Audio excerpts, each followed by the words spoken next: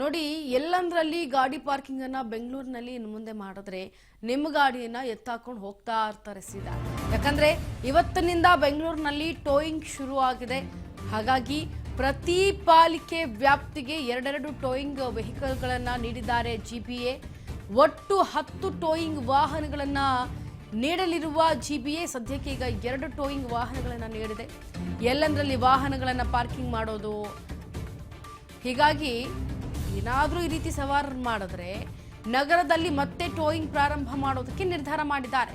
2022ರಲ್ಲಿ ಬೆಂಗಳೂರಿನಲ್ಲಿ ಟೋಯಿಂಗ್ ನಿಲ್ಲಿಸಿದ್ದಂತಹ ಸರ್ಕಾರ ಮತ್ತೆ ಈಗ ಟೋಯಿಂಗ್ ಆರಂಭ ಮಾಡುವಂತಹ ಚಿಂತನೆಗೆ ಬಂದುಬಿಟ್ಟಿದೆ. ಇನ್ನು ಜಿಬಿಎ ಕೊಟ್ಟಿರುವಂತಹ ಟೋಯಿಂಗ್ ವಾಹನಗಳನ್ನು ಬಳಸಿಕೊಂಡು ಕಾರ್ಯವನ್ನು ಮಾಡಬೇಕು. ಜೊತೆಗೆ ಆ ಒಂದು ವಾಹನದಲ್ಲಿ ಸಿಸಿ ಕ್ಯಾಮೆರಾ ಕೂಡ ಅಳವಡಿಕೆ ಆಗಿರುತ್ತೆ. ನೋ ಪಾರ್ಕಿಂಗಿಗೆ ಈಗಾಗಲೇ 500 ರೂಪಾಯಿ ದಂಡವನ್ನು ನಿಗದಿ ಮಾಡಿರುವ ಸರ್ಕಾರ ಇದರ ಜೊತೆಗೆ ಟೋಯಿಂಗ್ ಚಾರ್ಜ್ ಕೂಡ ನಿಗದಿ ಮಾಡಲು ನಿರ್ಧಾರ ಮಾಡ್ತಾ ಇದೆ. ದ್ವಿಚಕ್ರ ವಾಹನಕ್ಕೆ 650 ರೂಪಾಯಿ ಟೋಯಿಂಗ್ ಚಾರ್ಜನ್ನು ಮಾಡಬೇಕು. ಯಾಕಂದರೆ ನಿಗದಿ ಮಾಡಬೇಕು ಅಂತ ಹೇಳಿ ಸರ್ಕಾರ ಈಗ ಚಿಂತನೆ ನಡೆಸ್ತಾ ಇರೋದು ಜಿಬಿಎ. ಅದರಲ್ಲೂ ಕೂಡ ಈ ನೋ ಪಾರ್ಕಿಂಗ್ ಅನ್ನೋದು ಎಲ್ಲೇ ಗಾಡಿಯನ್ನು ಹಾಕಿದ್ರು ದ್ವಿಚಕ್ರ ವಾಹನಕ್ಕೆ 650 ಟೋಯಿಂಗ್ ಚಾರ್ಜ್, ಅಂದರೆ ಟೋಯಿಂಗ್ ಏನು ತೊಗೊಂಡು ಹೋಗ್ತಾರೆ ನಿಮ್ಮ ಗಾಡಿನ, ಅದಕ್ಕೆ 650 ರೂಪಾಯಿಯನ್ನು ಕೊಡಬೇಕು. ನೀವು ಅದನ್ನು ನಿಗದಿ ಮಾಡಬೇಕು ಅಂತೇಳಿ ಈಗ ಜಿಬಿಎ ಪ್ಲಾನನ್ನು ಮಾಡ್ತಾ ಇದೆ.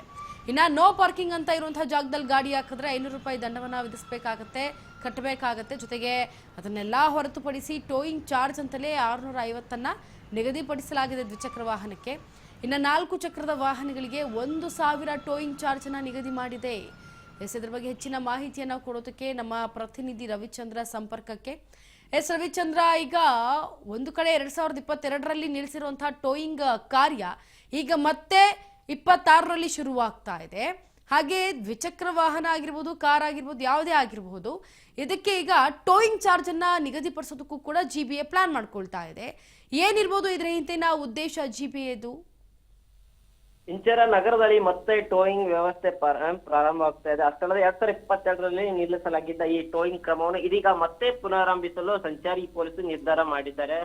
ಮತ್ತೆ ಏನಂದ್ರೆ ಜಿಬಿಎ ವತಿಯಿಂದ ಒಟ್ಟು 10 ಟೋಯಿಂಗ್ ವಾಹನಗಳನ್ನು ಒದಗಿಸಲಾಗಿದ್ದು ಪ್ರತಿಯೊಂದು ಪಾಲಿಕೆಗೆ ವ್ಯಾಪ್ತಿಗೆ 2 ವಾಹನಗಳು ನಿಯೋಜಿಸಲಾಗಿದೆ. ಅಷ್ಟಲ್ಲದೆ ನಗರದ ಹಲವೆಡೆ ಕ್ರಮವಾಗಿ ವಾಹನಗಳನ್ನು ಪಾರ್ಕಿಂಗ್ ಮಾಡುವವರ ಸಂಖ್ಯೆ ಹೆಚ್ಚಾಗ್ತಿರೋ ಈ ಹಿನ್ನೆಲೆಯಲ್ಲಿ ಈ ಕ್ರಮ ಕೈಗೊಳ್ಳಲಾಗಿದೆ ಅಂತಾನೆ ಹೇಳ್ಬೋದು. ಈಗಾಗಲೇ ನೋ ಪಾರ್ಕಿಂಗ್ ಉಲ್ಲಂಘನೆ ಮಾಡಿದರೆ 500 ರೂಪಾಯಿ ದಂಡ ಅಂತ ನಿಗದಿಸಲಾಗಿದೆ. ಅಷ್ಟಲ್ಲದೆ ಇದರಿಂದ ಜೊತೆಗೆ ಟೋಯಿಂಗ್ ಶುಲ್ಕವನ್ನು ಹೆಚ್ಚಿಸಲು ನಿರ್ಧಾರ ಮಾಡಲಾಗಿದೆ. ಅಷ್ಟಲ್ಲದೆ ದ್ವಿಚಕ್ರ ವಾಹನಗಳಿಗೆ 650 ರೂಪಾಯಿ ಟೋಯಿಂಗ್ ಚಾರ್ಜ್ ನಿಗದಿಪಟ್ಟು ಒಟ್ಟು 1150 ರೂಪಾಯಿ ಪಾವತಿಸಬೇಕಾಗುತ್ತದೆ. ಇನ್ನು 4 ಚಕ್ರದ ವಾಹನಗಳಿಗೆ 1000 ರೂಪಾಯಿ ಟೋಯಿಂಗ್ ಶುಲ್ಕ ವಿಧಿಸಲಾಗುತ್ತದೆ. ಅಷ್ಟಲ್ಲದೆ ಈ ಬಾರಿ ಪಾರದರ್ಶಕವಾಗಿ ಟೋಯಿಂಗ್ ವಾಹನಗಳ ಮೇಲೆ ಸಿಸಿಟಿವಿ ಕ್ಯಾಮೆರಾಗಳನ್ನು ಅಳವಡಿಸಲಾಗುತ್ತದೆ. ಅಷ್ಟಲ್ಲದೆ ನಗರದಲ್ಲಿ ಶಿಸ್ತು ಕಾಪಾಡಲು ಈ ಕ್ರಮ ಎಷ್ಟು ಅಗತ್ಯ ಅಂತ ಎಂಬುದು ತಿಳಿಯುತ್ತದೆ. ಇಂಚರ ಇನ್ನ ಸಿಸಿ ಕ್ಯಾಮ್ರಾವನ್ನು ಬಹುಮುಖ್ಯವಾಗಿ ಯಾಕೆ ಟೋಯಿಂಗ್ ಇದರಲ್ಲಿ, ಅಂದ್ರೆ ಎತ್ಕೊಂಡು ಹೋಗುವಂತ ವಾಹನದಲ್ಲಿ ಯಾಕೆ ಅಳವಡಿಕೆ ಮಾಡಿದ್ದಾರೆ ಅಂತ ಏನಾದ್ರು ಮಾಹಿತಿ ಕೊಡಬಹುದಾ? ಯಾಕಂದ್ರೆ ಅದು ಗಾಡಿ ವಾಹನ ಹಳೇದಾಗಿರ್ಬೋದು ಅಥವಾ ಅದು ಸ್ಪೀಡ್ ಕಂಟ್ರೋಲ್ ಎಲ್ಲಾ ಗೊತ್ತಾಗುತ್ತೆ. ಟೋಯಿಂಗ್ ಕ್ಯಾಮ್ರಾ ಅಲ್ಲಿ ಆ ಗಾಡಿದು ವೇಗ ಆಗಿರ್ಬೋದು ಅಥವಾ ಅದು ಎಷ್ಟು ವರ್ಷ ಗಾಡಿಗೆ ಸರ್ವಿಸ್ ಇರ್ಬೋದು ಅಂತ ಪ್ರತಿಯೊಂದು ಮಾಹಿತಿ ಕಲೆ ಹಾಕುತ್ತೆ ಟೋಯಿಂಗ್ ಕ್ಯಾಮ್ರಾದು ದೂರದಿಂದ.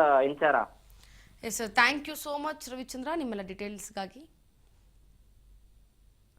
ನೋಡಿ, ಬೆಂಗಳೂರಿನಲ್ಲಿ ಟೋಯಿಂಗ್ ಶುರು ಆಗಿಬಿಟ್ಟಿದೆ. ಹಾಗಾಗಿ ನೀವು ಕೂಡ ಏನು ಬೈಕ್ ಸವಾರರಿದ್ದೀರಿ ಇವರೆಲ್ಲ ಕೂಡ ಗಮನಿಸಬೇಕಾಗಿರೋ ವಿಚಾರ.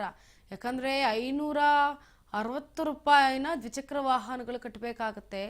ಹಾಗೆ ಅಂದರೆ 650 ರೂಪಾಯಿ ಈಗ ನಿಗದಿಪಡಿಸೋಕ್ಕೆ ಚಿಂತನೆಯನ್ನು ಮಾಡ್ತಿದೆ ಜಿಬಿಎ ಕಡೆಯಿಂದ. ಹಾಗೆ ಏನು ಈ ಕಾರೆಲ್ಲ ತೊಗೊಂಡು ಎಲ್ಲಿ ಬೇಕೋ ಅಲ್ಲಿ ಪಾರ್ಕಿಂಗ್ ಮಾಡ್ತೀರಿ ಅಂಥವ್ರಿಗೆ ಬರೋಬ್ಬರಿ 1000 ಟೋಯಿಂಗ್ ಚಾರ್ಜನ್ನು ನಿಗದಿಪಡಿಸಲಾಗತ್ತೆ. ಹಾಗಾಗಿ ನೀವೆಲ್ಲರೂ ಕೂಡ ಎಚ್ಚೆತ್ಕೊಳ್ಬೇಕು. ಜೊತೆಗೆ ನಿಮ್ಮ ವಾಹನ ಎಲ್ಲಿ ನಿಲ್ಲಿಸಿದ್ರಿ ಅಂತ ನೀಟಾಗಿ ಗೊತ್ತಾಗುತ್ತೆ. ಟೋಯಿಂಗ್ ವಾಹನದಲ್ಲಿ ನಿಮ್ಮ ಕ್ಯಾಮ್ರಾ ಕೂಡ, ಅಂದರೆ ನಿಮ್ಮ ವಾಹನಗಳನ್ನು ನೋಡೋದಕ್ಕೆ ಕ್ಯಾಮ್ರಾ ಕೂಡ ಅಳವಡಿಕೆ ಮಾಡಲಾಗುತ್ತೆ. ಈಗ ಜಿಬಿಎ ಹೊಸ ಒಂದು ತಗೊಳ್ತಾ ಇದೆ ನಿರ್ಧಾರವನ್ನು.